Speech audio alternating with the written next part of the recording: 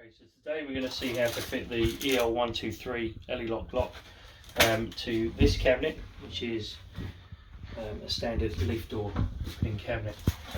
What you'll receive will be boxes like this with the locks inside and a box of Duracell ProCell batteries in multi-packs.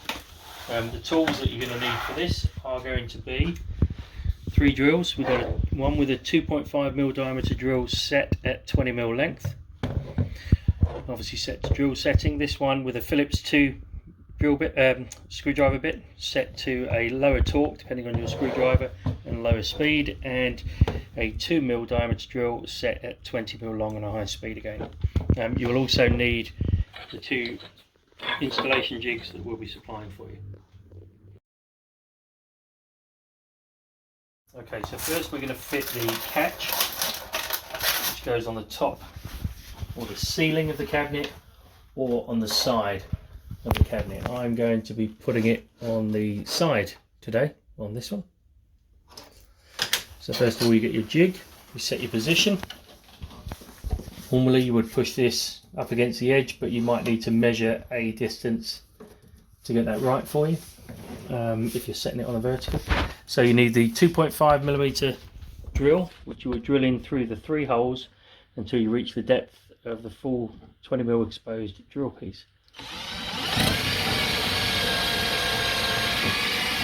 Hole 1,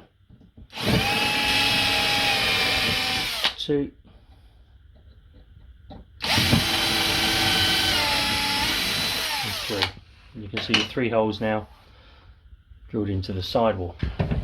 Now with the screws that are inside the kit, you'll need the 3 bigger screws and your Phillips screwdriver bit. I would start with the middle one. There should be some adjustment on these, so these should be set around the centre using that gauge. First screw in, but don't tighten all the way.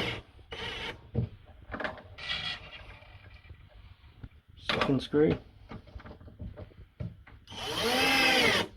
Again, don't tighten all the way. And the 3rd screw.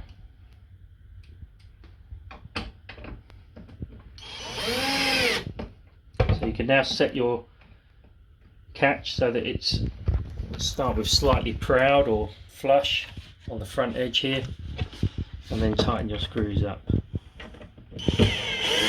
to lock it in place. Make sure the torque's not set too high. That's firmly fixed in place. Okay, so next we're going to mark the position of the lock on the door. So we do this with a paint pen or similar, or a lipstick if you haven't got anything else handy. Put some paint on there, close the door, and then when we reopen the door we'll find the spot neatly marked on there, and then this is the spot that we use, as we will see in a moment, to set your jig position like that. Okay, so once you've got your paint dot on the door, then you need to align the jig so you can see the paint dot clearly through the hole. Once that's aligned, then close down the jig so that you've got a solid edge to work up against, and tighten up the thumb screws. Now you can see this is a good example where not to put the lock, because this has a handle fitted. The lock that you're going to be fitting, or the cabinet that you're going to be fitting, doesn't have handles, so we will remove this screw for the purpose of this demonstration. So now we're going to mount the lock. It's important that you check the jig and set the jig with every installation, because the position of the lock can vary depending on the position of the catch, obviously, but also if the door's dropped or if there is play in the door, then that position can vary. So once you've got that in place, you can clamp it if you have clamps. If not, drill through again to the depth of the drill. This is the 2.5mm drill, this one.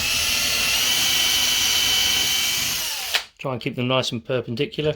I know it slipped a bit there, so refine my centre.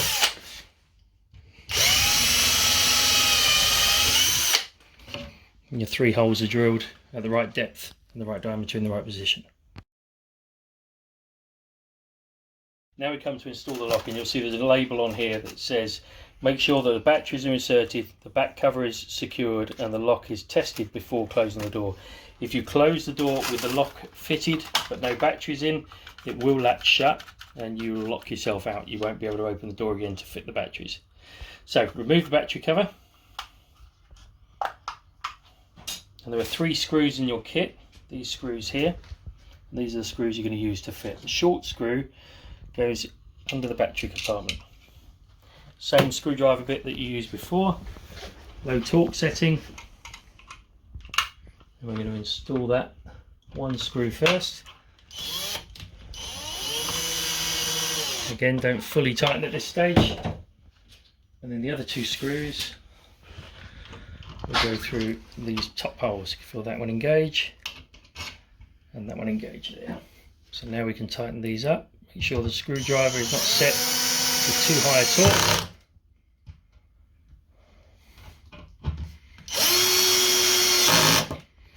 And tighten up the 3rd one. Now we can see that that is at the right position, but we don't want to check that yet by closing the door, because if we do, we will lock ourselves out. So that's quite important. So now we need to grab 4 of the batteries. Ensure they're inserted the correct way round. So the negative terminal is this end and it goes against the spring. Make sure they're seated fully home. They alternate, so the positive terminal is on opposite sides each time.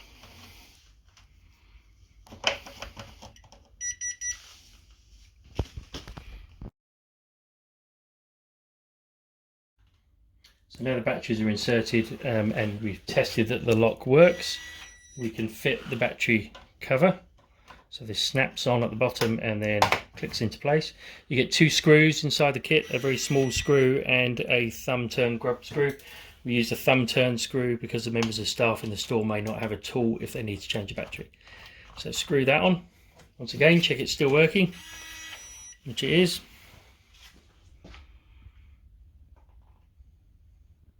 Wait for it to retract, and then we're going to close the door, and it's nice and tightly locked. If you need to at this point, you can adjust the catch inside to pull it forward to give it a bit of free play if you want it, or pull it back if there's too much free play, but that should be about right. Present your card and the door should pop open.